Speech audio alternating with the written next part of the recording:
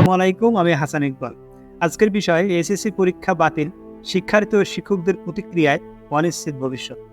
SSC ও সমমানের স্থগিত পরীক্ষাগুলো বাতিলের সিদ্ধান্তে শিক্ষার্থীদের মধ্যে মিশ্র প্রতিক্রিয়া সৃষ্টি হয়েছে।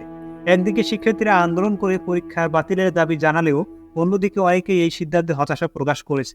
বিশেষজ্ঞরা বলেছেন, এভাবে ফলাফল ঘোষণা শিক্ষার্থীদের ভবিষ্যৎ জীবনে দীর্ঘমেয়াদী প্রভাব ফেলতে পারে।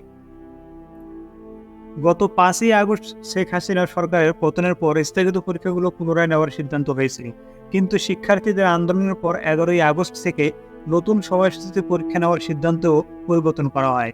অবশেষে 13 লাখ পরীক্ষার্থীর স্থগিত পরীক্ষা বাতিল করে ফলাফল ঘোষণার সিদ্ধান্ত নেওয়া হয়। পরীক্ষার্থীদের প্রতিক্রিয়ার কথা বলতে গিয়ে অনেক শিক্ষার্থী এই সিদ্ধান্তকে স্বাগত জানালেও একটি বড় অংশ এতে অসন্তুষ্ট। চট্টগ্রাম বোর্ডের লুবনা শবনম বলেন, আমার এসএসসি পরীক্ষার ফলাফল আশানুরূপ ছিল না, তাই এইচএসসিতে মনোযোগ দিয়ে প্রস্তুতি নিয়েছিলাম। এখন এই সিদ্ধান্তে বিশ্ববিদ্যালয়ের ভর্তি পরীক্ষায় পিছিয়ে যাব। শিক্ষা বিশেষজ্ঞরা বলেছেন, পরীক্ষা ছাড়াই ফলাফল ঘোষণা করলে শিক্ষার্থীদের ক্যারিয়ার গঠনে দীর্ঘমেয়াদী নেতিবাচক প্রভাব পড়বে। ঢাকা বিশ্ববিদ্যালয়ের অধ্যক্ষ ডক্টর মোহাম্মদ আলী জিন্নাহ বলেন, পরীক্ষা না দিয়ে পাশ করা শিক্ষার্থীদের তুলনা করা কর্মক্ষেত্রে মনস্তাত্ত্বিক বেদনার কারণ হতে পারে। বিশ্ববিদ্যালয়ে ভর্তির প্রভাবের কথা বলতে গিয়ে শিক্ষার্থীদের ভবিষ্যৎ শিক্ষার ক্ষেত্রে এই সিদ্ধান্তের প্রভাব নিয়ে উদ্বেগ প্রকাশ করেছেন অভিভাবকরাও। জগন্নাথ বিশ্ববিদ্যালয়ের শিক্ষক ফাতিমা আমিন তার মেয়ের অভিজ্ঞতার কথা শেয়ার করে বলেন, মেয়েটা ভীষণ কাঁদল, পরীক্ষা বাতিল হয়েছে, সে অনেক খেটেছিল, এখন সে বুঝতে পারছে না কতটা ভয়ঙ্কর ভবিষ্যতের মুখোমুখি হতে যাচ্ছে। সামাজিক মাধ্যমে প্রতিক্রিয়া দেখলে ফেসবুক সহ বিভিন্ন সামাজিক মাধ্যমে শিক্ষার্থীরা ও অভিভাবকরা ক্ষোভ প্রকাশ করেছেন।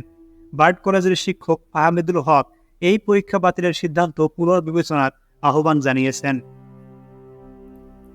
পরীক্ষা পদ্ধতি ও সাবজেক্ট ম্যাপিং হলো পরীক্ষা বাতিলের পর শিক্ষার্থীদের জন্য সাবজেক্ট ম্যাপিং এর মাধ্যমে ফলাফল ঘোষণা করার দাবি উঠেছে।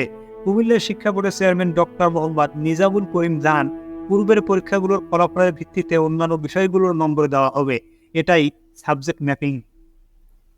সবশেষে এসএসসি পরীক্ষার স্থগিত এবং বাতিল নিয়ে দেশের শিক্ষা ব্যবস্থা এবং শিক্ষার্থীদের জীবনে গভীর প্রভাব পড়েছে।